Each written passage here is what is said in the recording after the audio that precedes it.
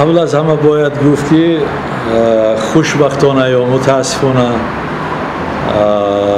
در همین روندی که امروز در جامعه ما دارد یک گونه شکل میگیرد یا که فضای افکار ساخته می شود، همه متوجه دایر کردن هر گونه چاره‌بینی های نهضت اسلامی تاجیکستان هستند، از جمله انجمنی که در نظر هست. برای همین آن که انجمن باید امسال طبق برنامه و طبق آیین‌نامه صورت می گرفت، این جای شک و تردید دیگر ندارد. حتما باید که در مهلت خودش باید برگزار می گردید. امروز هم که ریاست عالی حزب جلسه خود را دایر کرد به خاطر دعوت انجمن نوبتی حزب بود و قرار شد، یعنی انجمن قرار کرد که انجمن نوبتی حزب یعنی انجمن 12 خیش را نهضت اسلامی تاجیکستان روز 15 سپتامبر در شهر دوشنبه برگزار نماید. این دیگر قرار ریاست است که هیچ برای تمام نهادهای حزب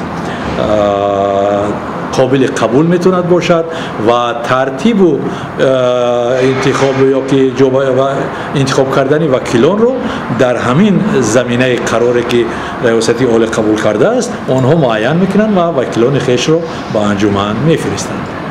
یعنی که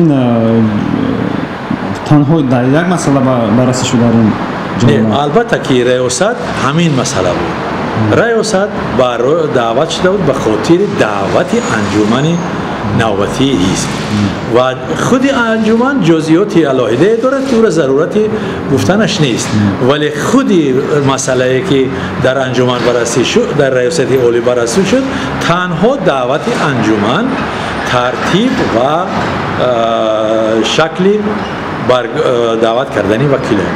این برنامه انجمن که مشخص نیست. نه، این برنامه انجمن قبل از برگزاری انجمن میتواند در ریاست نوبتی معین شود که ریاست آن هم لایحه روزنامه را مطرح میکند. ریاست میتواند لایحه روزنامه را مطرح کند به انجمن. این انجمن است که اون لایحه را قبول میکند، تغییر علاوه وارد میکند یا این دیگر در صلاحیت انجمن میتواند باشد.